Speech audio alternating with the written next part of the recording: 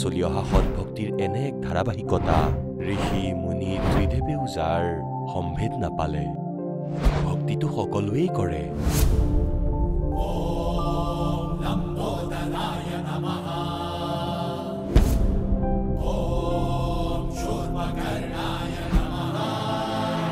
আৰু সকলো সময়তে এইটোৱেই ভাবে যে থাকিবলৈ এটা ভাল ঘৰ হওক ফুৰিবৰ কাৰণে ডাঙৰ ডাঙৰ পাৰ্ক থাকক খাবৰ বাবে সোৱাদযুক্ত খাদ্য থাকক আমাৰ কেতিয়াও বেমাৰ নহওক কেতিয়াও যেন দুখত নাথাকো আৰু কেতিয়াও যাতে নমৰো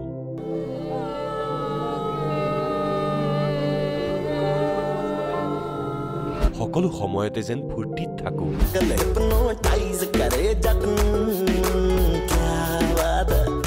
কিন্তু কিয়ে সম্ভৱ আমি সকলোৱে ইমান ভক্তি কৰো ব্ৰত ৰাখো শ্ৰাদ্ধ পাতো যাত্ৰা কৰো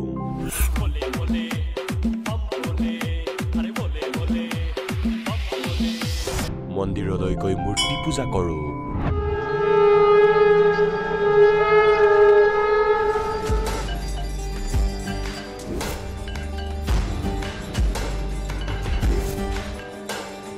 भानुकोटिभास्वरं भवाब्धितारकं परं नीलकण्ठमिप्सितार्थदायकं त्रिलोचनं कालकालमम्बुजाशमक्षशूलमक्षरं চাৰ্চলৈ গৈ প্ৰেয়াৰ কৰো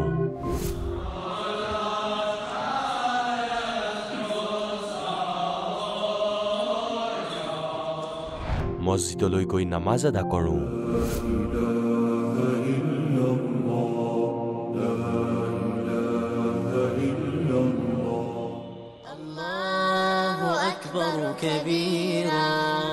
আৰু গুৰুদ্বাৰালৈ গৈ শিৰ দোৱাও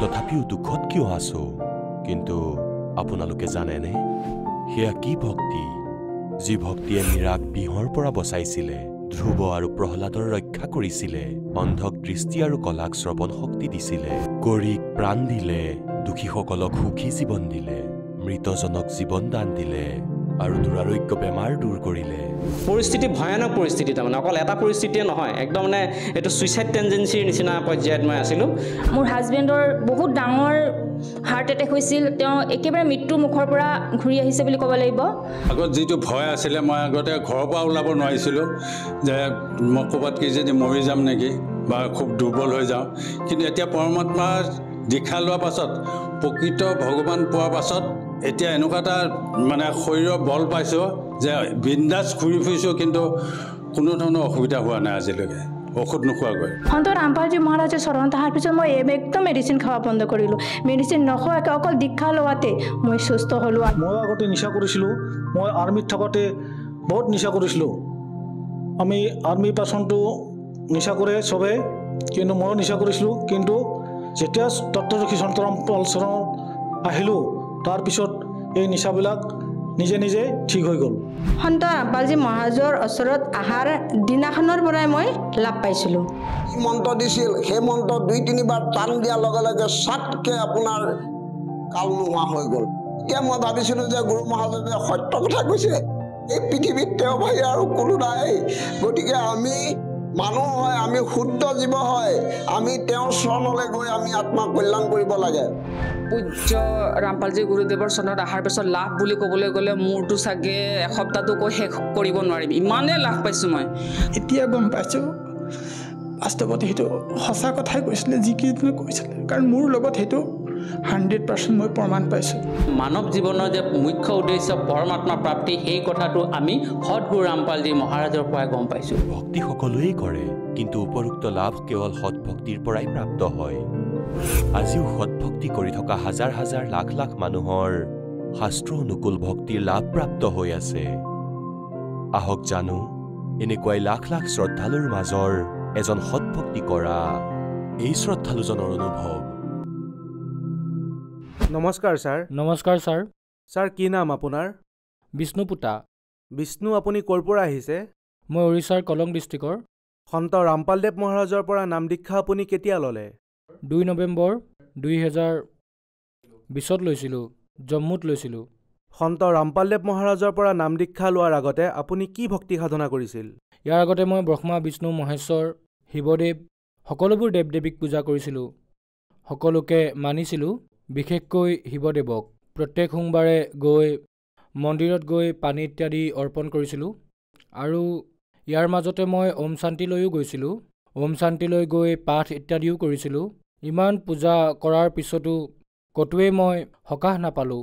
আৰু আগতে মই গম পোৱা নাছিলোঁ যে ভগৱান কি হয় কোন হয় এই বিষয়ে গম পোৱা নাছিলোঁ। ওম শান্তিলৈ যোৱাৰ পিছত গম পালোঁ পৰমপিতা পৰমাত্মা কোনো আনহে হয়, যিজনক এজন বুলি কয়, মানে সকলোৰে মালিক এজন বুলি কয়। গতিকে ময়ো সেই হিচাপে ওম শান্তিলৈ গৈ চালোঁ, তাতেও কিন্তু একো লাভ নাপালোঁ। তাৰপিছত এদিন ৰাজস্থানৰ মই BSFৰ চাকৰি কৰিছিলোঁ। গতিকে আমাৰ এজন উস্তাদে ক'লে যে আপোনালোকেতো এনেই একো নাখায়, গতিকে তোমালোকে এটা কাম কৰা, যদি ইমানেই সমস্যা আছে আমাৰ এজন গুৰুদেৱ আছে, তেওঁক সাক্ষাৎ লগ পাব পাৰি আৰু তোমাৰ যিমানবোৰ বেমাৰ আছে সকলোবোৰ দূৰ কৰি দিব। তেতিয়া মই সুধিলোঁ কোন এনেকুৱা গুৰু আছে, মোকো কওক। তেওঁ ক'লে সন্ত ৰামপালদেৱ মহাৰাজ, তেওঁ কবিৰ ভগৱান সাক্ষাৎ আহিছে, তেওঁৱেই সকলো দূৰ কৰিব পাৰিব। তেতিয়া মই সুধিলোঁ যে এতিয়া তেওঁক কেনেকৈ ভক্তি কৰিম, পূজা কৰিম। তাৰপিছত তেওঁ ক'লে, তাৰপিছত তেওঁ দিল্লীৰ পৰা ৰোহটাকলৈ যাব ক'লে, মোক ফোন নাম্বাৰো দিলে। ফোন কৰিলোঁ। ফোন কৰাৰ পিছত তাৰ পৰা নাম্বাৰ লৈ আমাৰ যি নামদান কেন্দ্ৰ আছে কালাহান্দি আৰু সম্বলপুৰ দুয়োটাৰে মোক নাম্বাৰ দিলে। নম্বৰ পোৱাৰ পিছত মই সম্বলপুৰত ফোন কৰিলোঁ, ৰিচিভ কৰা নাই। কালাহান্দিৰ নম্বৰত কণ্টেক্ট হ'ল। কণ্টেক্ট হোৱাৰ পিছত তালৈ ফোন কৰি নামদান লৈছিলোঁ সন্ত ৰামপালদেৱ মহাৰাজৰ পৰা। ছাৰ, আপুনি সন্ত ৰামপালদেৱ মহাৰাজৰ পৰা নাম দীক্ষা লোৱাৰ পিছত কি লাভ পালে? হয় ছাৰ, বহুত কিবাকিবি লাভ পালোঁ। যেনে ধৰক মোৰ মিছেছৰ বহুত কিবাকিবি সমস্যা আছিল, সেইবাবে বিশাখাপট্টনমত মই ট্ৰিটমেণ্ট কৰাই আছিলোঁ। তেতিয়া ডক্টৰে ক'লে যে তাইৰ ক্ষুদ্ৰান্তৰ এটা হোল্ড হৈ গৈছে, ফুটা হৈ গৈছে। তেতিয়া গৈ মই ডক্টৰৰ তাত যাব পৰা নাছিলোঁ বাৰু, মোৰ এজন বন্ধুৱে লৈ গৈছিলে। তেতিয়া সি ক'লে যে আপোনাৰ মিছেছৰ ক্ষুদ্ৰান্তত ফুটা হৈছে, এনেকুৱা হ'ল। মই সুধিলোঁ কেনেকৈ হ'ল? সি ক'লে যে এচিড বেছি হোৱাৰ বাবে এনেকুৱা হৈছে। এচিড হোৱাৰ বাবে মই টেষ্টবোৰো কৰালোঁ, তাৰপিছত ট্ৰিটমেণ্টৰ বাবে সাজু হ'লোঁ যে অপাৰেশ্যনো কৰাম। তাৰ বাবে আমাক এমাহৰ সময় দিলে যে এমাহৰ পিছত আহিবা। পিছত কি হ'ল, গলত ছাল যাবলৈ ধৰিলে। ছাল যোৱাৰ বাবে তাই খোৱা লোৱা কৰাৰ বাবে বহুত অশান্তি পাব ধৰিলে। পেটতো বৰ বিষ হৈছিলে। মই ক'লোঁ এই সকলোবোৰেই যি ফুটা হৈছে সেইবাবেই হৈছে। পিছত যেতিয়া দেখিলোঁ যে এতিয়াতো সমস্যা হ'ব, তেতিয়া মই দিল্লীৰ SPPS কোম্পানীৰ পৰা মেডিচিন অনাইছিলোঁ। তাৰ পৰা 10,000 মই পাৰ মান্থ পাইছিলোঁ। এনেকৈ মোৰ মাহত 40,000 টকা মোৰ খৰচ হৈছিলে মেডিকেল ট্ৰিটমেণ্টত। তেতিয়া মই ক'লোঁ যে এনেদৰে ট্ৰিটমেণ্ট কৰি থাকিলেতো সমস্যা হ'ব। ডক্টৰেও কৈ দিছিলে যে এই ট্ৰিটমেণ্টটো কৰোৱাৰ পিছতো আপুনি গোটেই জীৱনটো মানে মেডিচিন খাবই লাগিব। এয়া ঠিক হয়নে নহয় অপাৰেশ্যনৰ পিছত সেইটো আমি গেৰাণ্টি দিব নোৱাৰিম। বাকী মেডিচিন আপুনি কণ্টিনিউ খাবই লাগিব যেতিয়ালৈকে আপুনি জীয়াই থাকিব, এনেকৈ কৈছিলে। তেতিয়া মই ক'লোঁ যে এনেইতো যিহেতু SPPS কোম্পানীৰ ঔষধ খায়ে আছিলোঁ, গতিকে যেতিয়া সন্ত ৰামপালদেৱ মহাৰাজৰ কথা ক'লে তেতিয়া ক'লোঁ মই অপাৰেশ্যন নকৰাওঁ, এতিয়া আমি ভগৱানৰ ওপৰত এৰি দিম। মই জম্মুত CM হাউচত ডিউটি কৰিছিলোঁ। যেতিয়া মই ডিউটি কৰি আছিলোঁ এদিন মিছেছৰ ইমান ছিৰিয়াছ হৈ গ'ল, তাই প্ৰথমবাৰ ক'লে মই আৰু জীয়াই নাথাকিম চাগে, মই মৰি যাম। মই ক'লোঁ যে এনেকৈ নক'বাচোন, তুমি যদি এনেকৈ কোৱা তেনেহ'লে ল'ৰা ছোৱালীবোৰৰ কেনেকুৱা লাগিব?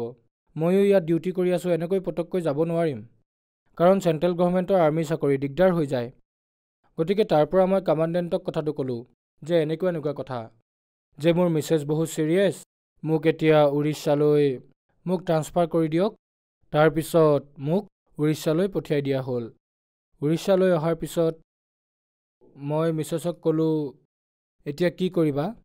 তেতিয়া তাই ক'লে যে মই সন্ত ৰামপালদেৱৰ তাত যি আপুনি কৈছিলে তালৈ গৈ মই নাম ল'ম। আৰু ছাৰ যেতিয়া নাম ল'লোঁ, এজন মোৰ ৰাহানা ডিষ্ট্ৰিক্টৰ এজন বিক্ৰম ভগত নামৰ আছে, এবাৰ তেওঁ তালৈ গৈ আছিলে, দিল্লী গৈ আছিলে। তেতিয়া অক্টোবৰ মাহ আছিল, ময়ো ছুটি লৈছিলোঁ, তেওঁৰ লগতে গৈ আছিলোঁ। তেওঁ ৰাস্তাত মোক ক'লে যে ভগতদেৱ আপোনাৰ ইমান বেছি সমস্যা, আপুনি এটা কাম কৰক, নাম লৈ লওক। মিছেছক মই তেতিয়াই কৈছিলোঁ যে আমাৰ কালাহান্দিত এটা নামদান চেণ্টাৰ আছে, তালৈ গৈ তুমি নাম ল'বা। তেতিয়া মিছেছে মোক নুসুধাকৈয়ে গুচি গ'ল। জাৰি নামদান কেন্দ্ৰ, কালাহাণ্ডি ডিষ্ট্ৰিক্ট, উৰিষ্যাত নামদান ল'লে। মোৰ মিছেছে লৈছিল। মোৰ মিছেছৰ যি হৈ গৈছিলে, এয়া আপুনি ৰিপৰ্ট চাব পাৰে, ফুটা হৈ গৈছিলে। সেই ফুটা ভাল হোৱা নাছিলে। যেতিয়া আমি সন্ত ৰামপাল দেৱৰ তাত নাম ল'লোঁ, তাৰপিছত আৰু একো ঔষধ খাবলগীয়া নহ'ল। সেয়া নিজে নিজে ভাল হৈ যাবলৈ ধৰিলে। বিনা অপাৰেশ্যনৰে ঠিক হৈ গ'ল। বাকী পেটৰ যি সমস্যা আছিল, বুকু জ্বলা পোৰা কৰিছিল, গলত যি পুৰিছিলে, সকলোবোৰ ভাল হৈ গ'ল। মাজতে মুম্বাইতো দেখুৱাইছিলোঁ, তাৰে এটা ৰিপৰ্ট আছে থাইৰয়ডৰ। থাইৰয়ডো এতিয়া অলপ কমি গৈছে। আগতে থাইৰয়ড বেছি আছিলে, এতিয়া থাইৰয়ড ভাল হৈ গ'ল। এতিয়া কেৱল গেছৰ ঔষধহে খাই আছে, বাকী ঠিক হৈ গ'ল। 2021ত মোৰ পেঞ্চন আহিবলগীয়া আছিলে বৰ্ডাৰ ছিকিউৰিটি ফ'ৰ্চৰ পৰা। গতিকে সেই সময়ত যেতিয়া মই আহি আছিলোঁ, মোৰ কেছ ক্লিয়াৰ হোৱা নাছিলে। মই 3 মাহ ৰৈ গ'লোঁ। সেই সময়তে মোৰ প্ৰমোশ্যনো হ'ল আৰু আৰ্থিক সমস্যা যেনে ধৰক DA ইত্যাদি দি দিলে গভমেণ্টে। গতিকে মই বহুত পইচা পালোঁ আৰু ঘৰৰ কাম কৰিবলগীয়া আছিল, মানে চট ইত্যাদি দিব লগা আছিল। এই সকলোবোৰ কাম পূৰা হ'ল। জুলাই 31ত মই পেঞ্চন পালোঁ। এই সকলোবোৰ সন্ত ৰামপালদেৱ মহাৰাজৰ দয়াতেই হৈছে। আৰু বহুত কিবা কিবি লাভ পালোঁ। এতিয়াতো সকলো লাভৰ কথা ক'ব নোৱাৰিম, ইমান বেছি মানে মই লাভ পালোঁ যে ক'লে বহু মাহ, বহু বছৰ লাগি যাব। ছাৰ, সন্ত ৰামপালদেৱ মহাৰাজৰ পৰা নাম দীক্ষা কেনেকৈ ল'ব পাৰি? বিভিন্ন চেনেলত সন্ত ৰামপালদেৱ মহাৰাজৰ সৎসংগ আহে আৰু তাৰ মাজে মাজে টিভিত হালধীয়া শাৰী এটা আহি থাকে, তাতে নম্বৰ দিয়া থাকে। সেই নম্বৰত যোগাযোগ কৰি আমি নামদান নিজৰ ডিষ্ট্ৰিক্ট অথবা ওচৰ পাজৰৰ যি নামদান কেন্দ্ৰ আছে তাত যোগাযোগ কৰি আমি নাম ল'ব পাৰোঁ আৰু মুক্তিপ্ৰাপ্ত কৰিব পাৰোঁ। ধন্যবাদ ছাৰ। ধন্যবাদ। এতিয়া জগতগুৰু তত্ত্বদৰ্শী সন্ত ৰামপাল গুৰু মহাৰাজৰ সৎসংগৰ মাধ্যমেৰে সেই অদ্বিতীয় আধ্যাত্মিক জ্ঞানৰ বিষয়ে জানি লওঁ, যাৰ মাধ্যমেৰে আপোনালোকেও প্ৰাপ্ত কৰিব পাৰিব এনেকুৱা আধ্যাত্মিক, মানসিক আৰু ভৌতিক সুখ, যি এতিয়ালৈকে কেৱল আপোনালোকে মীৰাবাই, ধ্ৰুৱ, প্ৰহ্লাদ আদি কেইজনমান ভক্তৰ জীৱন কথাতহে শুনিছে। এতিয়া শুনক তত্ত্বদৰ্শী সন্তৰ সৈতে শাস্ত্ৰ অনুকূল ভক্তি সৎসংগ, এনেকুৱা অদ্বিতীয় আধ্যাত্মিক জ্ঞান, যাৰ প্ৰমাণ আছে সকলো ধৰ্মৰ সকলো পবিত্ৰ শাস্ত্ৰত। এই 3 গুণৰ পৰা ওপৰত ৰজগুণ ব্ৰহ্মা, সতগুণ বিষ্ণু, তমগুণ শিৱৰ ওপৰৰ মই অবিনাশীজনক নাজানে। ইয়াত কালে কয় যে ব্ৰহ্মা, বিষ্ণু, মহেশ্বৰৰ বাহিৰে মোক নাজানে। সম্পূৰ্ণ সংসাৰ এওঁলোকতেই সীমিত। এতিয়া 14 নম্বৰ শ্লোকত কি কোৱা হৈছে? কিয়নো এই অলৌকিক অৰ্থাৎ অতি অদ্ভুত ত্ৰিগুণময় মোৰ মায়া, ৰজগুণ ব্ৰহ্মা, সতগুণ বিষ্ণু আৰু তমগুণ শিৱৰ দ্বাৰা বিয়পোৱা এই জাল অতি বেয়া, অতি ভয়ংকৰ। আৰু যি ব্যক্তিয়ে মোৰ নিৰন্তৰ ভজন কৰে, তেওঁ এই মায়াক উলংঘন কৰি যায়। অৰ্থাৎ যিয়ে ব্ৰহ্ম সাধনা কৰে, তেওঁ এওঁলোকৰ পৰা ওপৰত উঠি যায়, অধিক লাভ প্ৰাপ্ত কৰে। এই ব্ৰহ্মা, বিষ্ণু, মহেশ্বৰৰ ওপৰত মহাস্বৰ্গলৈ গুচি যায়। ইয়াৰ কোৱাৰ ভাৱ এইটোৱেই। এতিয়া চাওক 15 নম্বৰ শ্লোক, সপ্তম অধ্যায়ৰ 15 নম্বৰ শ্লোক। গীতাত কিমান ভাল কাম কৰি দিলে। মায়াৰ দ্বাৰা যিসকলৰ জ্ঞান হৰণ কৰা হ'ল, ত্ৰিগুণী মায়া, ৰজগুণ ব্ৰহ্মা, সতগুণ বিষ্ণু, তমগুণ শিৱৰ বাহিৰে কাকো মানিবলৈ তৈয়াৰী নহয়, তেওঁলোকৰ বুদ্ধি ইমানতেই আবদ্ধ হৈ থাকিব। এওঁলোকৰ দ্বাৰা যিসকলৰ জ্ঞান হৰণ কৰা হৈছে, ৰজগুণ ব্ৰহ্মা, সতগুণ বিষ্ণু, তমগুণ শিৱৰ মায়াৰ দ্বাৰা, আৰু এওঁলোকৰ বাহিৰে আন কাৰোৰে ভক্তি নকৰে, এওঁলোকৰ বিষয়ে কোৱা হৈছে যে অসুৰ স্বভাৱক ধাৰণ কৰিছে, মনুষ্যত নিম্ন, নৰাধমা আৰু দূষিত কৰ্ম কৰা মূৰ্খ, আৰু দূষিত কৰ্ম কৰা মূৰ্খ লোকে মোৰ ভজন নকৰে। অৰ্থাৎ চিধা অৰ্থ হৈ গ'ল যে কোনো ভজনৰ কথা আছে, ব্ৰহ্মা, বিষ্ণু, মহেশ্বৰৰ পূজা কৰে। এয়া গীতা জ্ঞানদাতাই কৈছে যে তেওঁলোকে মোৰ ভজন নকৰে, কিয়নো এয়া কালে কৈ আছে। এতিয়া আকৌ পঢ়ো 15 সপ্তম অধ্যায়ৰ। কোৱা হৈছে যে মায়াৰ দ্বাৰা যিসকলৰ জ্ঞান হৰণ কৰা হৈছে, ত্ৰিগুণময়ী মায়া, ৰজগুণ ব্ৰহ্মা, সতগুণ বিষ্ণু, তমগুণ শিৱতেই এওঁলোকৰ বুদ্ধি সীমিত হ'ল, বেলেগ একো নুশুনে। অসুৰ স্বভাৱক ধাৰণ কৰিছে, ৰাক্ষস স্বভাৱ ধাৰণ কৰি এওঁলোক মনুষ্যৰ নিম্ন আৰু দূষিত কৰ্ম কৰা মূৰ্খ লোকে মোৰ ভজন নকৰে। পুণ্যাত্মাসকল, এইটো হৈছে কোড ৱৰ্ড, সাংকেতিক শব্দ। ইয়াত টিচাৰে বুজি লৈ আগলৈ শিক্ষাৰ্থীসকলক বুজায়। ইয়াৰ কি অৰ্থ হৈছে, যেনেকৈ ৰজগুণ ব্ৰহ্মা, সতগুণ বিষ্ণু, তমগুণ শিৱৰ পূজা কৰে, তেওঁলোকে ৰাক্ষস স্বভাৱ ধাৰণ কৰা বুলি গীতাত লিখা আছে। আৰু দূষিত কৰ্ম কৰা মূৰ্খ, মূঢ়, ৰাক্ষস স্বভাৱ ধাৰণ কৰা মনুষ্যৰ নিম্ন, দূষিত কৰ্ম কৰা মূৰ্খ। গীতাৰ জ্ঞানদাতা মানে ব্ৰহ্মই কয় যে মোৰ পূজাও নকৰে। এসময়ত এক ভস্মগিৰি নামৰ এজন তপস্বী আছিল। তেওঁ তমগুণ শিৱৰ সাধনা কৰিছিল আৰু ভগৱান শিৱৰ দুৱাৰৰ সন্মুখত ধৰ্ণা কৰিছিলে, ওপৰলৈ ভৰি আৰু তললৈ মূৰটো দি। শীৰ্ষাসনত 12 বছৰলৈকে থাকিলে। এদিন পাৰ্বতীৰ প্ৰাৰ্থনাত ভগৱান শিৱক পাৰ্বতীয়ে ক'লে যে আপুনিতো দেৱৰ দেৱ, মহাদেৱ হয়, আপোনাৰ ভক্তই কি বিচাৰিছে ইয়াক দিয়ক, ইয়াৰ পৰা পঠাওক এওঁক, নহ'লে ৰাতিপুৱা ৰাতিপুৱা সদায় এওঁক দেখো। ভগৱান শিৱই ক'লে যে কোৱা ভাই ভস্মগিৰি, কি বিচাৰা তুমি? ভস্মগিৰিয়ে ক'লে যে আপুনি বচনবদ্ধ হওক প্ৰভু, তেতিয়া বিচাৰিম। শিৱই ক'লে যে বচনবদ্ধ হ'লো, এতিয়া কোৱা কি বিচাৰা তুমি? তেওঁ থিয় হৈ গ'ল, শীৰ্ষাসন এৰি থিয় হৈ গ'ল। ক'বলৈ ধৰিলে, ভগৱান আপুনি এই ভস্ম কঢ়া দিয়ক।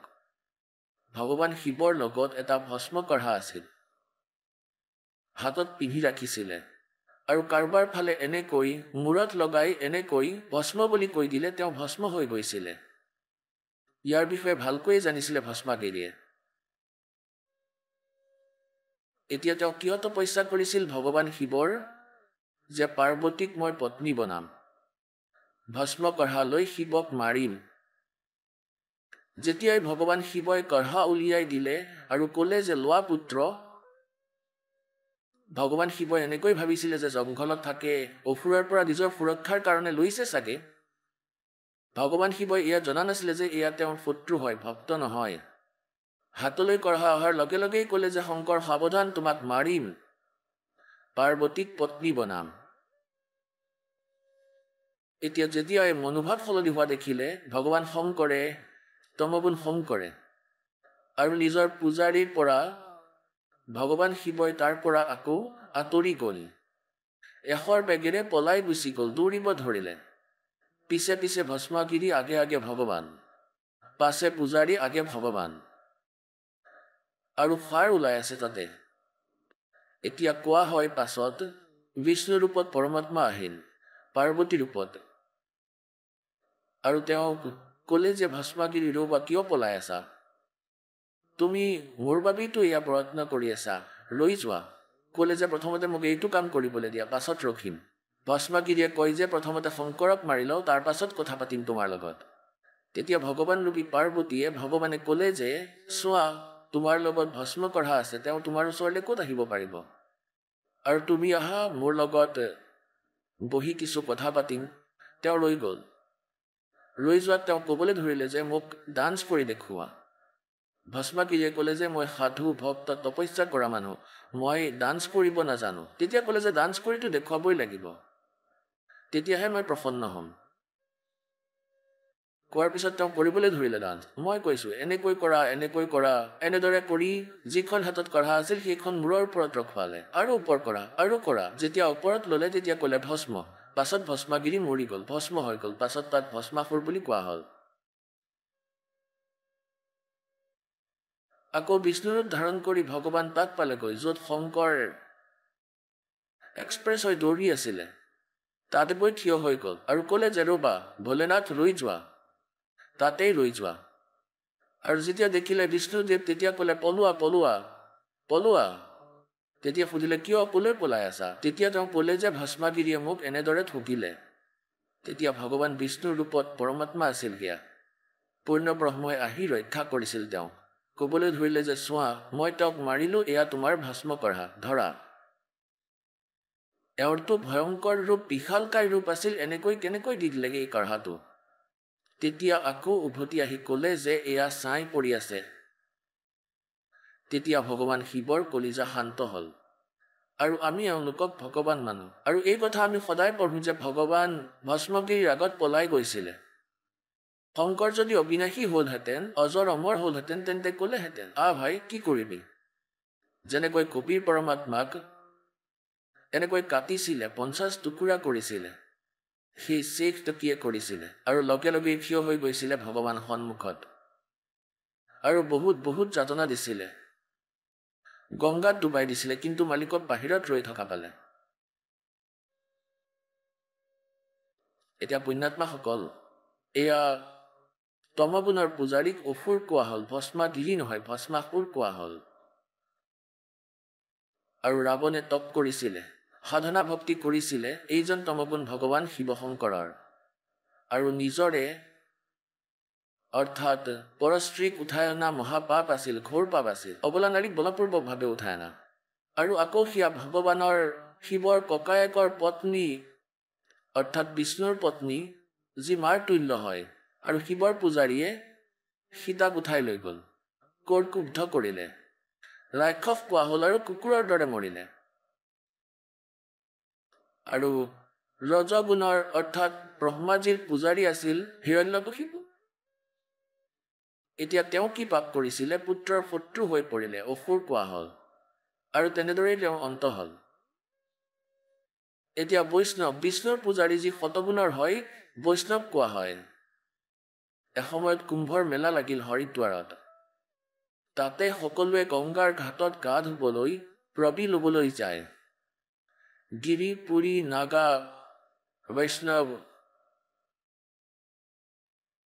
আৰু বেলেগ বেলেগ নিজৰ বেলেগ বেলেগ গ্ৰুপত গৈ একত্ৰিত হৈ যায়। গিৰি বেলেগ, পুৰী পৃথক, সন্যাসী পৃথক, নাগা পৃথক আৰু বৈষ্ণৱ পৃথক। আৰু স্নান কৰিবৰ সময়ত সকলোৱে প্ৰস্থান কৰে নিজ নিজ মুখীয়াৰ পিছে পিছে। এনেকুৱাই হ'ল, সকলোৰে আগত নাগা, যিসকল একেবাৰে নগ্ন থাকে, তেওঁলোক হাজাৰৰ সংখ্যাত আছিল, সেইসকল তাত পালেগৈ গংগাৰ ঘাটত হৰিদ্বাৰত, আৰু সকলোৱে স্নান কৰিবলৈ পজিশ্যন ল'লে। পিছৰ পৰা আকৌ আহিল বৈষ্ণৱ সাধুসকলৰ সম্পূৰ্ণ গ্ৰুপ, বহু হাজাৰৰ সংখ্যাত। তেওঁলোকে গৈ ক'ব ধৰিলে যে নাগাসকল তোমালোকে পাছত স্নান কৰিবা, আমি সৰ্বশ্ৰেষ্ঠ হয়। নাগাই ক'ব ধৰিলে যে আমি সৰ্বশ্ৰেষ্ঠ, আমি ত্যাগী আৰু বৈৰাগী, আমি কোনো কাপোৰো গাত নাৰাখ, আমি একেবাৰে ইচ্ছাৰে ঘূৰো, আমি সৰ্বশ্ৰেষ্ঠ, আমি প্ৰথমে স্নান কৰিম। বৈষ্ণৱ সাধুৱে ক'বলৈ ধৰিলে আৰে পশুৰ দৰে তোমালোকে নগ্ন থাকা, তোমালোকে শৌচ কৰি হাত নোধোৱা, আঁতৰ হোৱা, বাহিৰ ওলোৱা, আমি ধুম প্ৰথমতে, আজি তোমালোকে প্ৰথম গা ধোৱা হৈ পৰিলা। কোৱাৰ ভাৱ এইটোৱে যে গংগাও পাহৰি গ'ল, ভগৱানো মনত নাথাকিল। লাঠি ডাণ্ডা লৈ তীৰ উলিয়াই ল'লে, তৰোৱাল উলিয়াই ল'লে, ইজনে সিজনক কাটিবলৈ ধৰিলে। 25,000 এই ত্ৰিগুণ উপাসক তাতে কটাকটি কৰি মৰি গ'ল। তেন্তে ইয়াক কৰ্মকাৰ, অসুৰ স্বভাৱ ধাৰণ কৰা, মনুষ্যৰ নিম্ন দূষিত কৰ্ম কৰা মূৰ্খ। গংগাৰ পানী লেতেৰা হৈ যাব, 2 মিনিটৰ পিছত গা ধুই লোৱা, তোমালোকে, কোনো কথা নাই, আমি বহিম। এজন সাধাৰণ মানুহতকৈ নিজ এওঁলোকৰ কেৰেক্টাৰ। যদি আপুনিও গংগা স্নান কৰিবলৈ কেতিয়াবা গৈছে, দলে বলে গ'লে, আমিও গৈছিলোঁ, কোনোবাই আহি ক'লে ময়ো গা ধুম, তেতিয়া কওঁ যোৱা, তেওঁকো স্থান দিছিলোঁ, আহক আপুনিও ধুই লওক। সাধাৰণ মানুহৰ ব্যৱহাৰো ইয়াতকৈ ভাল, আৰু আমি এওঁলোকক মহাত্মা বুলি কওঁ। এওঁলোকৰ ওচৰত দীক্ষা ল'বলৈ যাওঁ, এওঁলোকৰ পৰা মুক্তি বিচাৰোঁ। এই বিষয়ে পৰমেশ্বৰে সূক্ষ্মবেদত কৈছে, तीर तुपक तलवार कटारी जम धड़ जोर बधावे हैं और हर पैड़ी हर हेथ ना जाना वहां जा तेग चलावे हैं और काटे शीस नहीं दल करुणा ये जग में साध को आवे हैं और जो जन इनके दर्शन को जावे उनको भी नरक पठावे। কোৱা হয় যে হৰ কি পৰি কৈ ভগৱানৰ নাম লয়, দয়া মুঠিও নাই, নিজৰ মাজতে কটামৰা কৰি আছে, আৰু তিনি কটাৰ পিছতো মনত কৰোণা নাই। জগতত নিজকে সাধু বুলি কয় মহাত্মাই, আৰু কয় যে তেওঁক যদি কোনোবাই দৰ্শনো কৰিবলৈ যায় তেওঁক নৰকলৈ পঠোৱা হয়। আমি ওচৰ পাজৰৰ গাঁৱত দেখিছিলোঁ, আমাৰ গাঁৱত নাথৰ শিবিৰ আছিলে এখন, এতিয়াও আছে। এতিয়া যিয়ে ইয়াৰ সম্পৰ্কলৈ আহিছিলে, প্ৰথমতে সিহঁতক ভাং খোৱা শিকোৱা হৈছিল। ইয়াক এটা চিলিমত ৰখা হৈছিল, মাটিৰ ইমানটো। ভাং খুৱাই মগ্ন কৰিছিলে। তাৰ পাছত তেওঁ চুৰি কৰিছিলে, কিয়নো অভ্যাস হৈ গৈছিলে। ঘৰলৈ লুকাই আহিছিলে, অন্ন আনিছিলে। তেওঁলোকে ভাং খাবলৈ ল'লে সদায়। তেনেদৰে তেওঁলোকক নষ্ট কৰি দিলে। তেওঁৰ দৰ্শন কৰা সকলকো নৰক পঠাই দিয়ে। কিহৰ ভক্তি কৰোৱা হ'ব? এতিয়া ধৰম দাসে এই কথাবোৰ শুনি বহুতো প্ৰভাৱিত হ'ল। পুণ্যাত্মাসকল, বহুতো কিবা পৰমাত্মাই তেওঁক বুজালে। সেই মৰমীয়াল আত্মাই একেবাৰে মনোযোগেৰে শুনিলে। কিন্তু এই মন, পুৰণা ৰং সোনকালে গুচি নাযায়। বহু সময় শুনি শুনাই আকৌ কিবা এনে কথা কৈ দিলে ধৰম দাসজীয়ে যে, মহাত্মাজী, আপুনিতো বহুত কঠোৰ কথা কৈ আছে। এওঁলোকৰ পূজা কৰা সকল কি নিষ্কৰ্মা হয়? পৰমাত্মাই ক'লে, মইতো নাই কোৱা, আপোনাৰ গীতাই কৈ আছে। কোৱা ভাৱ এইটোৱেই যে ধৰম দাসজীয়ে পুনৰাই পৰমাত্মাৰ বাক্যত অৰুচি ব্যক্ত কৰিলে। অৰুচি ব্যক্ত কৰাত পৰমাত্মা কবিৰ পৰমেশ্বৰজী পুনৰ অন্তৰ্ধান হৈ গ'ল। অন্তৰ্ধান হ'লত তেওঁ পুনৰ কান্দিবলৈ ধৰিল। আকৌ কান্দিবলৈ ধৰিলে আৰু ক'লে যে, হে প্ৰভু, মোৰ ভুল হৈ গ'ল। इतना अच्छा ज्ञान दिया और सारे सत प्रमाण दिए। এতিয়া কিয়নো আমি ইমান শ্ৰদ্ধালু হয়, আমি এইসকল ভগৱানক যি পূজা কৰিছিলোঁ, এওঁলোকৰ বিষয়ে আমি একো শুনাই পচন্দ নকৰিছিলোঁ কিছুদিনলৈ। কিন্তু পুণ্যাত্মাসকল, যদি কোনোবাই দন্তকথা শুনায়, নিজৰ মহিমা ব্যৰ্থ বনাই, তেন্তে সেয়া শুনিব নালাগে। সদগ্ৰন্থত লিখা প্ৰমাণক যি নামানে, সেইজন মানুহ ঠিক নহয়। এওঁলোকৰ বিষয়ে পৰমাত্মাই কয়, जानबूझ साची तजय करे झूठते ने और ताकि संगत है प्रभु स्वप्न में बना दे। এয়া ভাবি পৰমাত্মা অন্তৰ্ধান হৈ গ'ল। এতিয়া ধৰমদাসৰ সন্মুখত আন্ধাৰ নামি আহিল। আৰু পুণ্যাত্মাসকল, যি পৰমাত্মাক সৰ্বসুখ দাতা বুলি কোৱা হয়, সেই পৰমাত্মা য'ত প্ৰকট হৈ যায়, কমপক্ষেও 100 কিলোমিটাৰ দূৰলৈকেতো শান্তি প্ৰকট হৈয়ে যায়। আৰু তেওঁতো এওঁৰ একেবাৰে লগতে বহি আছিল।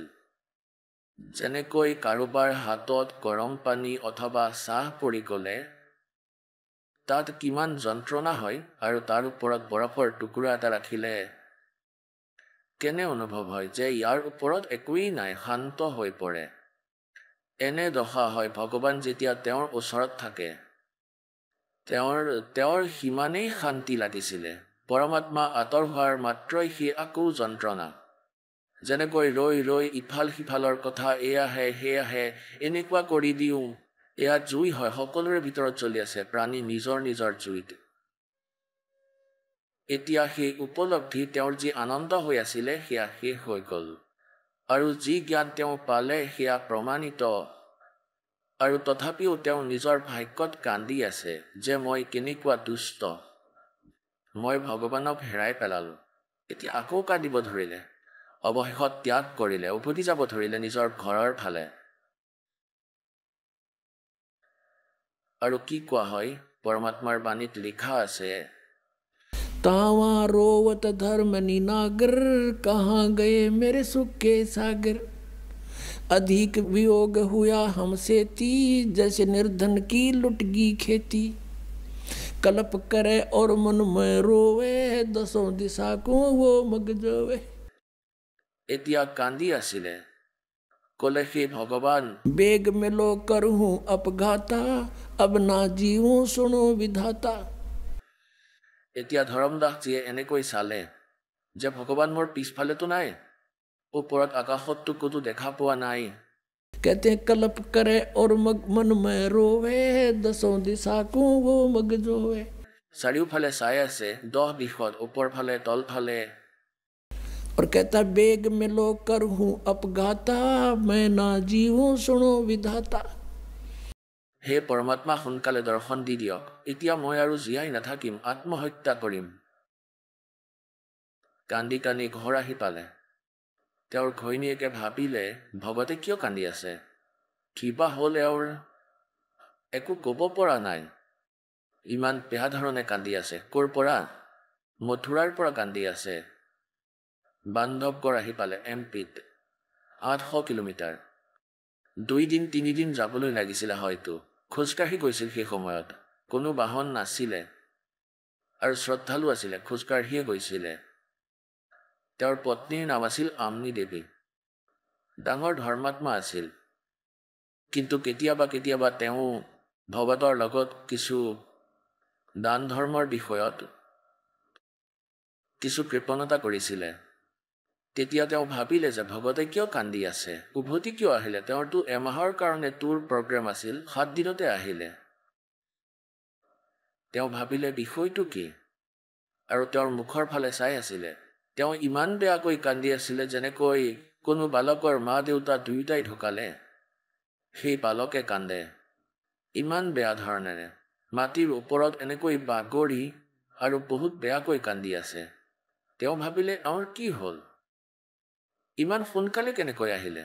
আমনিয়ে ভাবিলে হয়তো কোনোবা ঠগে তেওঁৰ পইচা টকা লুটিলে আৰু মই কৃপণ হওঁ। বহুবাৰ এওঁক কৈ দিছিলোঁ যেতিয়া তেওঁ ভ্ৰমণত গৈছিলে, খালী হাতেৰে কথা কাটিছিলোঁ যে সন্তানে কি খাব, ইমান দান নকৰিব। এতিয়া তেওঁ ভাবিলে যে এওঁ এই কাৰণে কান্দি আছে যে এওঁৰ টকা পইচা কোনোবাই লুটি ল'লে, কোনোবা ঠগে, যিখিনি যাত্ৰাৰ বাবে লৈ গৈছিলে। আৰু এতিয়া এয়া ভাবি আছে হয়তো মই আকৌ যাব বিচাৰিম, টকা পইচা খুজিলে আকৌ তাই মুখ ফুলাই থাকিব। तो उसने सोचा कि जिस कारण से रो रहा हो। এতিয়া তেওঁ লাহে লাহে কয় যে শেঠজী কিয় কান্দি আছে, কোনোবাই টকা লুটি নিলে ন, আপোনাকতো ভগৱানে বহুত দি থৈছে, আৰু কিমান টকা লৈ যায়, আপুনি আৰু লৈ যাওক, আপুনি আপোনাৰ কাৰ্য সম্পন্ন কৰি আহক। এতিয়া তেওঁ 1 ঘণ্টা 2 ঘণ্টা বহুত কান্দিলে। লাহে লাহে শান্ত হৈ কান্দি কান্দি ক'লে যে আমনি, যদি মোৰ এই ধন হেৰাই গ'লহেঁতেন, ভৌতিক ধন কোনোবাই চুৰ কৰিলে হয়, মই নাকান্দিলো হয়, আকৌ লৈ গ'লো হয়। কিন্তু মোৰ এতিয়া এনে ধন হেৰাইছে যাক মই এতিয়া হয়তো নাপাওঁ, আৰু এয়া নাপালে মই জীয়াই থাকিব নোৱাৰিম। আমনিয়ে সুধিলে যে এনেকুৱা কি ধন আছিল আপোনাৰ? আৰু এই কথা শুনি তেওঁ পিছফাললৈ চাই তেওঁ আকৌ জোৰে জোৰে কান্দিব ধৰিলে। কান্দি কান্দি অলপ দেৰি পিছত যেতিয়া তেওঁ স্বাভাৱিক হ'ল, শান্ত হ'ল, গোটেই কথা ক'ব ধৰিলে। পৰমাত্মাই যি জ্ঞান শুনাইছিলে সেয়া সকলো শুনালে, আৰু সৃষ্টি ৰচনা শুনাইছিলে পৰমাত্মা কবিৰ দেৱে। এতিয়া ইমান সময় নাই আজিৰ সৎসংগত, নহ'লে এয়াও শুনালো হয়, কাইলৈ শুনাম। এতিয়া তেওঁ এয়া সকলো শুনালে আৰু নিজৰ লগত ঘটা ঘটনাবোৰ ক'লে যে এনেকৈ ৰুটি বনাইছিলোঁ, তাৰ ওপৰত পৰুৱা জ্বলি গৈছিল, আৰু সেই পৰুৱা সকলো জীৱিত কৰি দিলে, মোৰ পাপ কাটিলে। এতিয়া আমনিয়ে ক'লে ইমান ভাল জ্ঞান আৰু স্বয়ং ভগৱানে দিব আহিছিলে, আপুনিতো বেপাৰীহে, আপুনিতো বিজনেছমেন আছিলে, এই চুক্তি কেনেকৈ হাৰিলে? এতিয়া ধৰমদাসে ক'লে যে জীৱনত প্ৰথমবাৰ মই হাৰিছোঁ চুক্তিত, আজিলৈকে হৰাৰ মুখ দেখা নাছিলোঁ, এইবাৰ মই হাৰি গ'লোঁ চুক্তিত, আৰু এই লোকচান হয়তো মোৰ এই জীৱনত পূৰ্ণ নহ'ব, আৰু মই জীয়াই থাকিব নোৱাৰোঁ। যিবোৰ সাধনা আমি কৰিছিলোঁ এইবোৰ এক অন্নৰ সমানো নহয়, সন্মুখত ৰাস্তা নাই, ঘোৰ আন্ধাৰ হৈ পৰিল, মই এতিয়া কেনেকৈ জীয়াই থাকোঁ ভক্তিমতী? আমনিয়ে ক'ব ধৰিলে আপুনিতো ভুল কৰি দিলে, ব্ৰহ্মা বিষ্ণু মহেশ্বৰ ক'তনো আমাৰ আত্মীয় আছিলে, আৰু তেওঁলোকে ক'তনো আমাক সদায় লগ কৰিছিলে, আমি শুনা কথাবোৰতেই তেওঁলোকৰ ওপৰত আশ্ৰিত আছিলোঁ, আৰু ইমান ভাল জ্ঞান আপোনাক প্ৰমাণ দি কৈ গ'ল, আপুনি তেওঁৰ ভৰিত ধৰিব লাগিছিলে। তেওঁ ক'ব ধৰিলে যে এই ভুলতেইতো কান্দি আছোঁ, এতিয়া যেতিয়া ভগৱান আহিব তেওঁৰ ভৰি এইবাৰ এৰি নিদিওঁ। এনেদৰে 6 মাহ পাৰ হৈ গ'ল তেওঁলোকৰ। ধৰমদাসজীয়ে না কিবা খায় কষ্টৰে এফালমান ৰুটি সদায় কষ্টেৰে তেওঁৰ পত্নীয়ে তেওঁক খুৱাই আৰু তেওঁৰ কাম কাজত কোনো ৰুচিয়েই নাই। আগতেতো ভক্তি কৰিছিলে তেওঁ গোটেই দিনটো, এতিয়া সেয়াও নকৰে। ৰাতিপুৱা বহি পৰে দুৱাৰ মুখত, বাহিৰত, গেটত আৰু দূৰলৈ এনেকৈ চাই থাকে, যেনেদৰে ভিলমিয়ে শ্ৰীৰামৰ অপেক্ষা কৰিছিলে। এতিয়া কোনোবা যদি দূৰৈৰ পৰা অহা দেখে তেওঁ দৌৰি ওলাই যায় তেওঁৰ ওচৰলৈ, যে হয়তো মহাত্মা আহিছে। আৰু এবাৰ পুণ্যাত্মাসকল, যিজনৰ ইচ্ছা আপোনালোকৰ হৈ যায়, সাধাৰণ মানুহকো তেওঁৰ দৰেই দেখিব ধৰে। তেওঁৰ ওচৰলৈ গৈ দেখে যে নহয়, এওঁতো নহয়। তাৰ পাছত এদিন খবৰ পালে যে মহাত্মা এজন বহি আছে জংঘলত। গাঁও চহৰৰ বহু মানুহ গৈ আছে তেওঁৰ দৰ্শন কৰিবলৈ। ভগতজীও তালৈ গ'ল, ধৰমদাসজী। এতিয়া দেখিলে যে হ'ব পাৰে তেওঁই মহাত্মা হ'ব পাৰে, কিন্তু তেওঁৰ জ্ঞানেৰহে পৰীক্ষণ হ'ব। ধৰমদাসজীয়ে প্ৰশ্ন কৰিলে সেই সাধুক পৰীক্ষা ল'বলৈ, যদি মহাৰাজদেৱ হয় তেতিয়াহ'লে পিছত প্ৰশ্ন সুধিম, টু দি পইণ্ট উত্তৰ দিব। তেওঁ ক'লে যে মহাৰাজজী, মই কিছু প্ৰশ্ন সুধিব বিচাৰোঁ। ধৰ্মদাসে ক'লে, সেই সাধু মহাত্মাই ক'লে, সোধা বোপাই। তেওঁ ক'লে, ব্ৰহ্মা বিষ্ণু মহেশ্বৰৰ মাতা পিতা কোন হয়? সেই সাধুৱে ক'লে যে আৰে এইটো কেনেকুৱা কথা সুধিছা, তেওঁলোকৰ কোনো মাতা পিতা নাই, অজৰমৰ হয়, সৰ্পেশ্বৰ হয়, মহেশ্বৰ হয়। তেতিয়া তেওঁ জানিব পাৰিলে যে এওঁ নহয়। মনতে ভাবিলে যে এয়াতো ৰং নাম্বাৰ হয়। উঠি গুচি আহিলে। এনেকৈ আৰু 6 মাহ পাৰ হ'ল। তেতিয়া পৰমাত্মাই তেওঁৰ পত্নীৰ মাজলৈ প্ৰেৰণা আনিলে। তেওঁৰ পত্নীয়ে ক'লে, মোৰ ভগত, আপোনাৰতো ওজনো আধা হৈ গ'ল, এনেকৈতো আপুনি মৰি থাকিব। ভগৱান যেতিয়া আপোনাৰ পৰা আঁতৰিছিলে, কিবা এটাতো কৈছিলে, কেনেকৈ পালে তেওঁক? তেতিয়া তেওঁ ক'লে, তেওঁ কৈছিলে যে য'ত ধাৰ্মিক ভাণ্ডাৰ আছে, যজ্ঞ হয়, সাধনা কৰা হয়, য'ত ভকতসকল একলগ হয়, কোনোৱে ভাণ্ডাৰা কৰিলে মই অৱশ্যেই যাওঁ।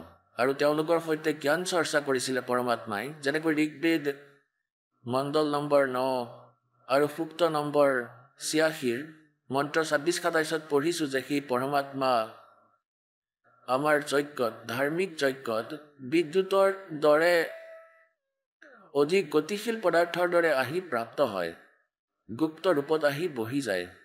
আৰু সেই পৰমাত্মাই আহি কয় যে এনেকুৱা ধৰ্মৰ ভাণ্ডাৰত, এনেকুৱা ধাৰ্মিক যজ্ঞত মই অৱশ্যেই যাওঁ, কিয়নো তাত মেলা বহোৱা হয়, ভক্তক বহাই তাত বুজোৱা হয়, চৰ্চা কৰা হয় গুপ্ত ৰূপত। তেতিয়া আমনিয়ে ক'লে যে আপুনি ভাণ্ডাৰা এটা কৰক। ধৰ্মদাসে ক'লে যে এটা দিনত কি হ'ব, এদিনততো কোনেও গমেই নাপাব। আমনিয়ে ক'লে, তুমি কৰা যিমান দিনৰে বিচৰা, 3 দিনৰ বাবে কৰিব লাগিব, 3 দিনৰ কৰি লোৱা। তেওঁ 3 দিনৰ ভাণ্ডাৰা, ধৰ্ম ভাণ্ডাৰাৰ দিন নিশ্চিত কৰি দিলে। ওচৰে পাজৰে সকলোতে চিঠি পঠাই দিলে, দূৰলৈকে। এতিয়া প্ৰথম দিনা সকলোৱে ভোজন কৰি সকলো সাধুসন্ত গুচি গ'ল। তেওঁতো নাহিল, চাই থাকিল। তেওঁৰ পত্নীয়ে সুধিলে যে মহাৰাজজী আহিলে নেকি? মহাৰাজজী ক'লে যে নাই, আজিতো নাহিলে। পিছদিনাখন আকৌ তেনেকুৱাই হ'ল। তৃতীয় দিনত আফটাৰনুন হৈ গ'ল। ভাণ্ডাৰা মানে ভোজন চলি আছে, সাধুসন্তই খাই বৈ গৈ আছে। এতিয়া ধৰ্মদাসজীয়ে ফাইনেল সিদ্ধান্ত ল'লে, কিয়নো তেওঁ আত্মাৰ আহ্বানহে শুনে, যে যদি আজি আপুনি নাহে, কালিলৈ আপোনাৰ এই দাস নাথাকিব সংসাৰত। এতিয়া জীয়াই থাকিব আৰু নোৱাৰো। মইতো আশা কৰিছিলোঁ যে আজি আহিব। অন্তৰৰ পৰা তেওঁ কয়, चिट्ठी पायल बजे पैर साहेब सुनता है सब लहर। অন্তৰ্যামী সকলো জানে। তেওঁ দেখিলে আজি ভগত মৰিব, এতিয়া আৰু নাবাচে, কিয়নো ফাইনেল সিদ্ধান্ত আছিলে এই ভাণ্ডাৰা সম্পূৰ্ণ হ'ব আৰু মই আত্মঘাত কৰিম। আকৌ ক'ব ধৰিলে, বেগ মেলো কৰো আপগাতা মে না জিও শুনো বিধাতা। সেই সময়ত যি 10-20 জন ভগত, 50-60 জন ভগতে ভোজন কৰি আছিলে, এয়া সেই মহাত্মা যাৰ কথা কৈ আছিলোঁ এতিয়া। আৰু সেই সময়তে এজোপা কদমৰ গছ আছিলে, প্ৰায় 200 ফুট দূৰত, য'ত ভাণ্ডাৰা চলি আছিলে। তাতে আহি সেই জীৱিত মহাত্মাৰ ৰূপত তাত আহি বহি পৰিলে। ধৰমদাসজীয়ে চাই আছিলে প্ৰতি পলে ইফালে সিফালে। যেতিয়া চকু গ'ল যে মহাৰাজজী তাত বহি আছে, খালী ভৰিৰে এনেকৈ দৌৰি গৈ তেওঁ খুব ধ্যানেৰে চালে আৰু তেওঁৰ চৰণত এনেকৈ সাৱটি ধৰিলে, এনেকৈ যেনেকৈ এজন ল'ৰাই নিজৰ মাতা পিতাক সাৱটি ধৰে। আৰু এনেকৈ চালে আৰু ক'লে, ভগৱান এতিয়া আৰু এৰি নাযাব, হে পৰমাত্মা এতিয়া আপুনি যি কয় তাকেই শুনিম। তেতিয়া পৰমেশ্বৰে ক'লে যে ধৰমদাস প্ৰথমতে তেওঁলোকক পৃথক কৰা নকলিসকলক, তেতিয়া কথা পাতিম আমি, এতিয়া নহয়। এইবাৰ নাযাওঁ বাপাই নাযাওঁ, মোৰ বিশ্বাস কৰা। এতিয়া তেওঁ এবাৰ আগুৱাই যায় আৰু তেওঁৰ ফালে চায় আৰু যি কৰিবলগীয়া আছিলে সেইখিনি সোনকালে কৰি পৰমাত্মাক ক'লে যে এয়া আপোনাৰ দাসৰ কুটিৰ হয়, আহক ইয়ালৈ, ভিতৰত কথা পাতিম। ভিতৰলৈ লৈ গ'ল ভগৱানক, যেনেকৈ বহাৰ সাধন দিলে, নিজৰ ঘৈণীয়েকক মাতিলে, আহা দৌৰি আহা আমনি, মোৰ ধন পাই গ'লো। দুইজনে এখনকৈ ভৰি ধৰি বহি পৰিলে। তেতিয়া আমনিয়ে ক'লে, ভগৱান আপোনাৰ সন্তান এওঁতো বহুত কোমল আত্মাৰ হয়, এওঁক মই সান্তনা দি থাকিলোঁ, নহ'লেতো কেতিয়াবাই মৰিলে হয়। হে ভগৱান আপুনিতো অন্তৰ্যামী হয়, ইমান দুখী কৰিব নালাগিছিলে আপুনি নিজৰ সন্তানক। তেতিয়া পৰমাত্মাই ক'লে যে আমনি এওঁ কালৰ টুট হৈ আছিলে, ইয়াক মই দুবাৰ লগ কৰিলোঁ, ই সকলো কথা মানিলে, পিছত কালে ক'ৰবাত নহয় ক'ৰবাত গাঁঠি লগাই দিলে, মই ইয়াৰ লগতেই আছিলোঁ, ইয়াক মৰিব নিদিওঁ, নহ'লে কেতিয়াবাই মৰিলে হয়। ইয়াৰ বল উলিয়াই ল'লোঁ, ইয়াৰ লোহা গৰম কৰিলোঁ, লোহা গৰম নোহোৱাকৈ তাৰ ওপৰত আঘাত কৰি একো লাভ নহ'ব। এতিয়া ইয়াৰ অন্তঃকৰণ চাফা হৈ গ'ল, আজি পুত্ৰী মই যি কওঁ ই সকলো মানিব আৰু এই সত্য ইয়াৰ হৃদয়ত প্ৰৱেশ কৰিব, সেয়েহে অলপমান দেৰি কৰিলোঁ। এতিয়া পুণ্যাত্মাসকল তেওঁ সমৰ্থ হয়, কোৱা হয় मेरी शरण है ताका हूँ मैं दास और गेल लाग्या फिरूं जब लग धरती आकाश। আকৌ গোটেই কথা শুনালে, পুনৰাই বহুদিন থাকিলে আৰু বহুত জ্ঞান বুজালে, দুয়োজনে উপদেশ ল'লে। পৰমাত্মাইতো সাক্ষী বনাব বিচাৰিছিল তেওঁ ধৰ্মদাসৰ আত্মাক, পৰমাত্মাটো গুচি গ'ল আৰু এতিয়া তেন্তে মই যাওঁ, আকৌ আহিম। কিছুদিনৰ পাছত তেওঁকে ধৰ্মদাসজীকেই দৰ্শন দি আছিলে কেৱল, আৰু ক'লে, ধৰ্মদাস ব'লা তোমাক মই নিজৰ সৎলোক দেখাওঁ। আগতে ধৰ্মদাসে প্ৰাৰ্থনা কৰিছিল বহুবাৰ, ক'লে ব'লা আজি তোমাক সৎলোক দেখাওঁ। সৎলোকলৈ লৈ গ'ল ধৰ্মদাসক, শৰীৰ ইয়াতেই পৰি আছিল অচেতন হৈ। 3 দিন হৈ গ'ল, আত্মীয় স্বজন একত্ৰিত হৈ গ'ল, গাঁওবাসী একত্ৰিত হৈ গ'ল, চহৰৰ পৰা মানুহ আহিব ধৰে যে কি হ'ল নাজানো, কি বেমাৰ হৈ গ'ল, অজ্ঞান হৈ পৰি আছে, কোমাত গুচি গৈছে। তৃতীয় দিনা পৰমাত্মাই ওপৰৰ সকলোবোৰ দেখালে, গোটেই সৎলোক দেখালে, তাৰ স্থিতি দেখালে, যি তাত থাকে হংসলোক, তাৰ পৰিৱেশ দেখালে সৎলোকৰ, যে ইয়াত কেতিয়াও বৃদ্ধাৱস্থা নাহে, ইয়াত কোনো দুখ নাই, ইয়াত কাৰো মৃত্যু নহয়, তুমি ইয়াতেই আছিলা আৰু নিজৰ ভুলত তুমি গুচি গ'লা। এতিয়া ধৰ্মদাসে কয় যে ভগৱান মোক ইয়াতেই ৰখাই দিয়া, এতিয়া পুনৰাই পঠাই নিদিবা প্ৰভু, মোক ইয়াতেই ৰাখা। এতিয়া আপোনালোকে শুনিলে জগতগুৰু তত্ত্বদৰ্শী সন্ত ৰামপাল গুৰু মহাৰাজৰ মংগল প্ৰবচন। আহক এতিয়া শুনো ভগতসকলৰ অনুভৱ, যিসকলে সন্ত ৰামপাল গুৰু মহাৰাজৰ প্ৰমাণিত জ্ঞানৰ পৰা প্ৰভাৱিত হৈ নাম দীক্ষা লৈ বহুতো লাভ প্ৰাপ্ত কৰিলে। নমস্কাৰ। নমস্কাৰ। আপোনাৰ শুভ নামটো? সোণালী সূত্ৰধৰ। আপুনি কোন ঠাইৰ পৰা আহিছে? ধুবুৰী ডিষ্ট্ৰিক্ট, অসমৰ পৰা আহিছোঁ। আপুনি সন্ত ৰামপাল গুৰু মহাৰাজৰ পৰা নাম দীক্ষা কেতিয়া লৈছিল? 2020 চনৰ 26 জানুৱাৰী। আপুনি তেখেতৰ পৰা নাম দীক্ষা লোৱাৰ আগতে আপুনি পৰম্পৰাগত কিবা ভক্তি সাধনা কৰিছিলনে? হয়, মই আমাৰ সমাজত কৰা সকলো দেৱ দেৱীকে পূজা কৰিছিলোঁ, ব্ৰত কৰিছিলোঁ। তাৰপিছত আৰু মই গুৰু ধাৰণ কৰিছোঁ, ব্ৰহ্মচাৰ্যৰ গুৰু, যোগ ধৰ্মৰ যিটো ব্ৰহ্মচাৰ্য বুলি কয়, সেইটো ধাৰণ কৰি মই তাতে সেৱা পূজা কৰিছিলোঁ আৰু মই সহযোগ কৰিছিলোঁ। মূৰটো তলত দি ভৰিকেইখন ওপৰত কৰি মই জয়গুৰু বুলি সাধন কৰিছিলোঁ। তাৰপাছত জয়গুৰুৰ সেই যোগ ধৰ্মৰ ব্ৰহ্মচাৰ্য সাধন সিদ্ধি হৈছে। তেতিয়া মই সেই সময়ৰ গুৰুজীকো দেখিলোঁ, তাৰপাছত শিৱ ভগৱানক দৰ্শন কৰিলোঁ, ভগৱতীক, দুৰ্গাক, তাৰপাছত জগত মাতাক দৰ্শন কৰিলোঁ। আপুনি যিহেতু আপোনাৰ হিন্দু সমাজত প্ৰচলিত পৰম্পৰাগত ভক্তি সাধনা কৰিলে, আপুনি যোগ সাধনা কৰিছিলে, লগতে আপুনি গুৰু ধাৰণ কৰি ভক্তি সাধনা কৰি আছিলে, তাৰ দ্বাৰা আপুনি ভগৱানক দৰ্শন পাইছিলে, ভগৱান শিৱকো দৰ্শন পোৱাৰ কথা ক'লে তেনে ক্ষেত্ৰত আপুনি সন্ত ৰামপাল গোমাজৰ শৰণলৈ কিয় আহিব লগা হ'ল তাতে মই যিটো সহ্য কৰিছিলোঁ যদিও মই ভগৱান শিৱ কালী মাতা দুৰ্গা মাতা ভগৱতী মাতা জগন মাতা আৰু এইবিলাক ভগৱানক মই দৰ্শন পাইছোঁ তথাপি মোৰ এটা অসুখ হৈছিল মানে সেই দৰ্শনৰ সময়তে মোৰ এটা এনেকুৱা অসুখ হৈ গ'ল যে মূৰটো ইমান ঘূৰাই মূৰটো মানে ইয়াৰ পৰা মানে উৰি গুচি যাব খোজে লগতে মূৰটো অত্যন্ত বিষায় আৰু গাবিলাক বেজি হানাৰ দৰে মানে হানি থাকে সেই অসুখতে মোৰ মনত বেছি ভাল লগা নাছিল আপুনি যেহেতু জনালে যে আপোনাৰ যি শাৰীৰিক সমস্যা আছিল আপোনাৰ মূৰ ঘূৰাই থকা যি সমস্যা তাৰ পৰা আপুনি পৰিত্ৰাণ পোৱা নাছিলে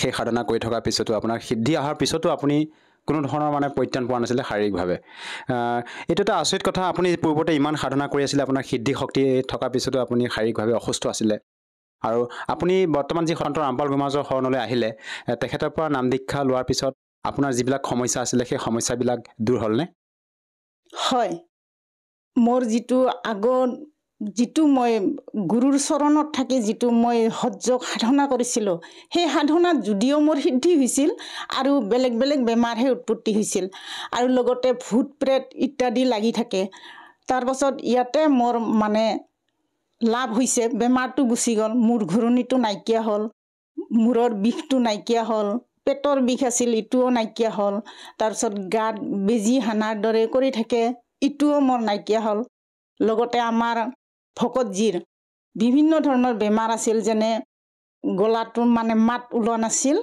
মাত মানে ফাঁচি গৈছিল তেওঁৰো সেই মাতটো ভাল হৈ গ'ল লগতে তেওঁৰ মানে এনেকুৱা প্ৰেছাৰৰ কাৰণে হাতখন অলপ বেকা হৈ আছিল সেইটোও ভাল হৈ গ'ল আৰু এটা কথা জানিব বিচাৰিছোঁ যিহেতু আপুনি সন্ত ৰামপাল গোমাজৰ পৰা দীক্ষা লৈ এনেধৰণৰ লাভ পাইছে আপুনি তেখেতৰ এই জ্ঞানটো কেনেকৈ প্ৰাপ্ত কৰিলে আপুনি তেখেতৰ শৰণলৈ কেনেকৈ আহিল প্ৰথমতে আমাৰ ভকতজী বজাৰলৈ গৈছে আৰু এখন বজাৰত মানে পুস্তক সেৱা হৈ আছিল তেতিয়া জ্ঞান গংগা কিতাপ এখন বজাৰৰ পৰা লৈ আহিছে বিশেষকৈ মোক পঢ়িবৰ কাৰণে মই আধ্যাত্মিক জ্ঞানৰ কিতাপ পঢ়িবলৈ ভাল পাওঁ সেয়েহে মোক পঢ়িবৰ কাৰণে জ্ঞান গংগা লৈ আহিছিল আৰু সেই জ্ঞান গংগা পঢ়ি আমি সন্ত ৰামপালজী মহাৰাজৰ জ্ঞান প্ৰাপ্ত কৰিছোঁ আপুনি যেহেতু সন্ত ৰামপাল গোমাজৰ জ্ঞান গংগা নামৰ পুথিখন অধ্যয়ন কৰি জ্ঞান বুজি তেখেতৰ পৰা নাম দীক্ষা লৈ বৰ্তমান ভক্তি সাধনা কৰি আছে আৰু আপুনি নিজে মত ব্যক্ত কৰিলে যে আপোনাৰ যিবিলাক শাৰীৰিক সমস্যা আছিলে সেই সমস্যাবিলাক বৰ্তমান দূৰ হ'ল সন্ত ৰামপাল গোমাজৰ পৰা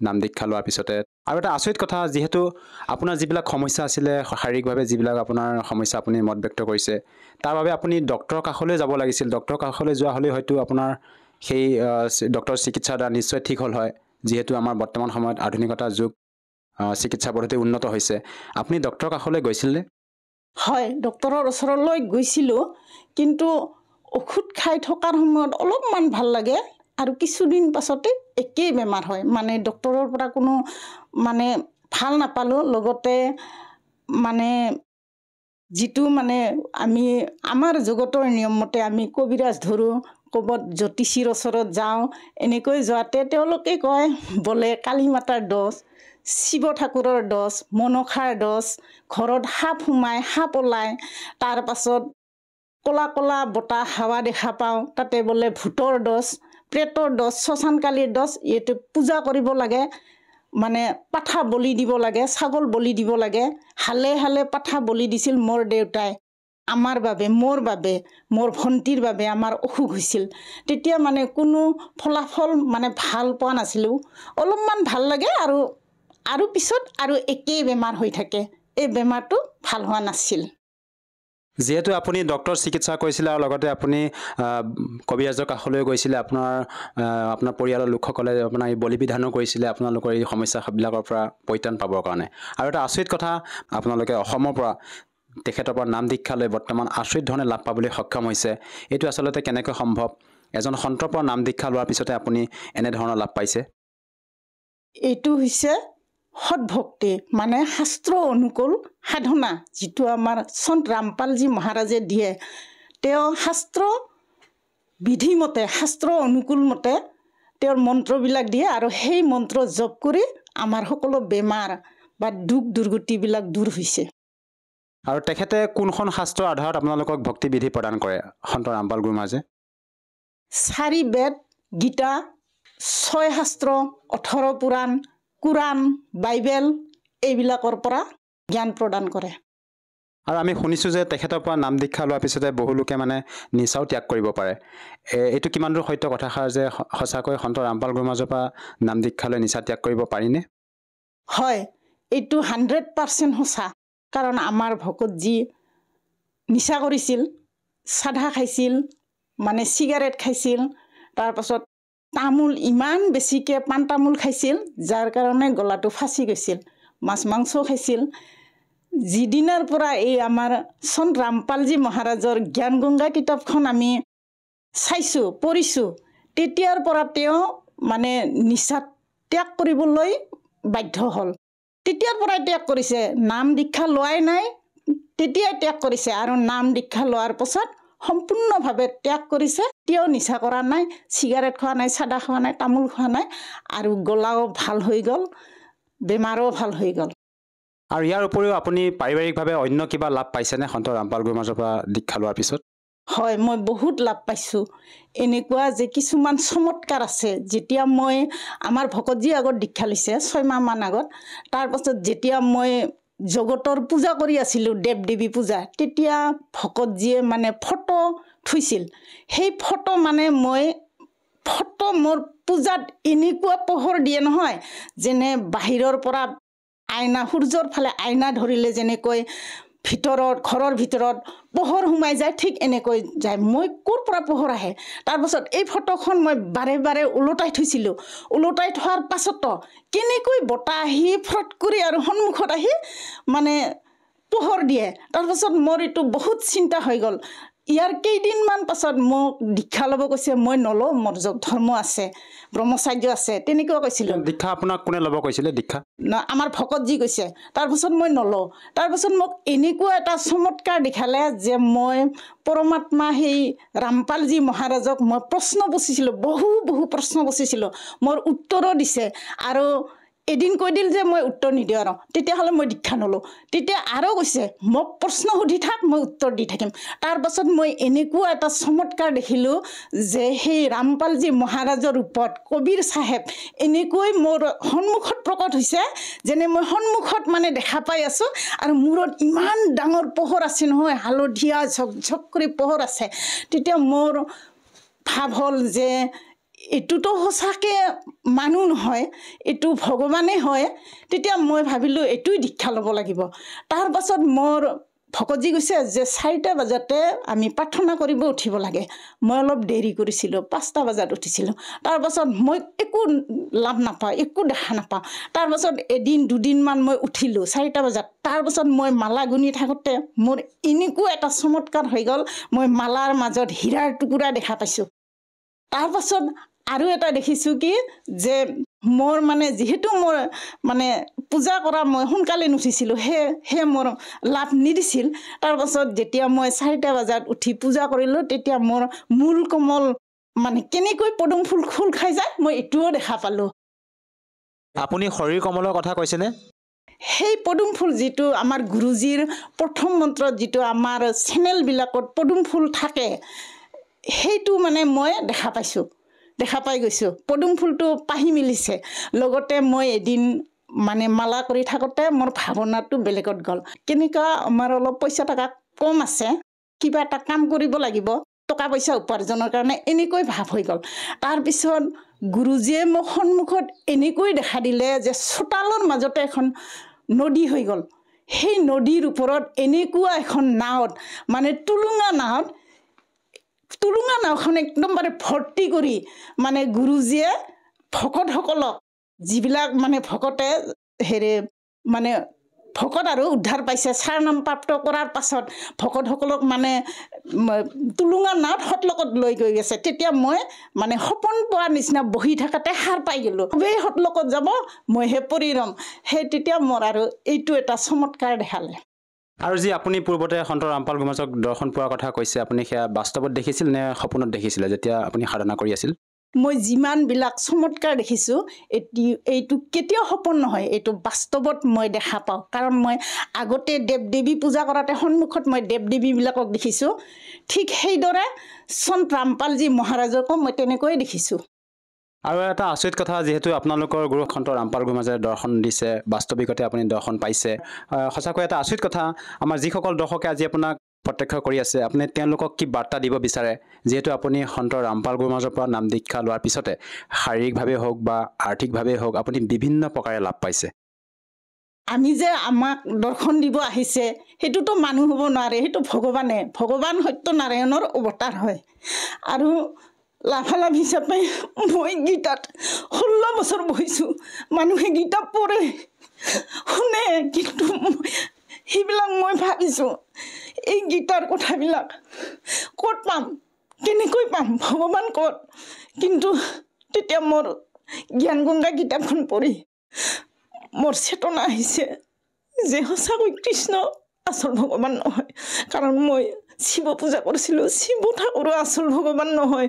মই সেয়েহে 3-4 বাৰমান শিৱ ঠাকুৰৰ ত্ৰিশূল ঢাপ এইবিলাক মই চোতালত উল্টাই পেলাই দিছোঁ আৰু কৈছোঁ যে তুমি ভগৱান নহয়, আচল ভগৱান কোন হয় সেইটো কৈ দে মোক, সেই ভগৱানকহে মোৰ ভক্তি দিবি। আৰু মই যেতিয়া গীতাত বহিছিলোঁ তেতিয়া মই কৈছোঁ যে সমাজে কয় জয় কৃষ্ণক চিন্তি হৰিবল। মই জ্ঞান গংগা কিতাপ পঢ়াৰ পিছত কৈছোঁ হে ভগৱান, সত্যনাৰায়ণক চিন্তি ভগৱান, সত্যনাৰায়ণক চিন্তি জয় বুলি মই হৃদয়ত কৈছিলোঁ, মনে মনে মানুহক নেদেখাইছিলোঁ। সেয়ে মই আচল পুৰণা যিবিলাক দেৱ দেৱীৰ ভক্তি সেইবিলাক চাৰি মই ৰামপালজী মহাৰাজৰ চৰণত আহি মই বহুত আনন্দিত হৈছোঁ। যিহেতু মই আগতে মানে দেৱ দেৱী পূজা কৰি যদিও সিদ্ধি কৰিছিলোঁ, তাত মোৰ কোনো লাভ হোৱা নাছিল, বেমাৰ আজাৰ ভাল হোৱা নাছিল। আৰু মই এতিয়া সন্ত ৰামপালজী মহাৰাজৰ চৰণত আহি মোৰ আগৰ সেই বেমাৰবিলাক ভাল হৈ গ'ল। লগতে আমাৰ কিছু আৰ্থিক অৱস্থা ভাল নাছিল, সেইটো আমাৰ চলিব পৰা হৈ গ'ল। সেয়ে মই মানে সমাজক নমস্কাৰ কৰিছোঁ। আপোনালোকেও সন্ত ৰামপালজী মহাৰাজৰ জ্ঞান গংগা, জীৱনৰ সুগম পথ, গীতা তোমাৰ জ্ঞান অমৃত এই কিতাপবিলাক পঢ়ি জ্ঞান আহৰণ কৰক। আৰু সন্ত ৰামপালজী মহাৰাজৰ সৎসংগ শুনি আপোনালোকেও সন্ত ৰামপালজী মহাৰাজৰ চৰণত আহক আৰু মোৰ দৰে লাভ প্ৰাপ্ত কৰি সুখী হওক। আৰু আমি যিহেতু অসমৰ নিবাসী, যদিহে আমি সন্ত ৰামপাল গুৰু মহাৰাজৰ পৰা নাম দীক্ষা লওঁ কেনেকৈ ল'ব পাৰিম, যিহেতু আপোনালোকৰ গুৰু সন্ত ৰামপাল গুৰু মহাৰাজ হাৰিয়ানা প্ৰান্তৰ নিবাসী হয়? আমি অসমৰ নিবাসী হ'লেও অসমতো সন্ত ৰামপালজী মহাৰাজে বহুকেইটা আশ্ৰম মানে নামদান কেন্দ্ৰ দি থৈছে, যেনে আমাৰ চিৰাং, তাৰপাছত হোজাই, তাৰপাছত ধুবুৰীৰ শেষ প্ৰান্ত সেই বক্সিৰহাটত, তাৰপাছত এইফালে নাহৰকটীয়া, গহপুৰত আৰু ঢেকীয়াজুলিত, এইবিলাকত আপোনালোকে যোগাযোগ কৰি নাম দীক্ষা ল'ব পাৰিব। লগতে আপুনি মোবাইলত, ফেচবুকত, ইউটিউবত চাৰ্চ কৰি সন্ত ৰামপালজী মহাৰাজৰ নামটো লিখি পঠিয়াই দিলে তাতে মংগল প্ৰবচন আহিব। তাতে মংগল প্ৰবচনৰ তলত সন্ত ৰামপালজী মহাৰাজৰ ফোন নম্বৰ থাকে, তাতে যোগাযোগ কৰি আপুনি বিনামূল্যে নাম দীক্ষা ল'ব পাৰিব। ধন্যবাদ থাকিল সৎ চাহেব।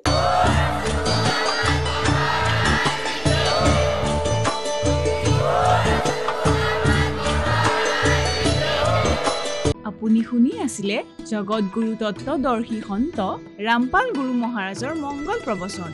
অধিক জানিবৰ বাবে ভিজিট কৰক www.jagatgururampalji.org। সন্ত ৰামপাল গুৰু মহাৰাজৰ শুভ আশীৰ্বাদত সমগ্ৰ বিশ্বতে 500তকৈ অধিক নাম দীক্ষা কেন্দ্ৰ আছে, য'ত সন্ত ৰামপাল গুৰু মহাৰাজৰ দ্বাৰা বিনামূলীয়াকৈ নাম দীক্ষা দি থকা হৈছে। আপোনাৰ ওচৰৰ নাম দীক্ষা কেন্দ্ৰৰ ঠিকনা জানিবলৈ সম্পৰ্ক কৰক 7082208528।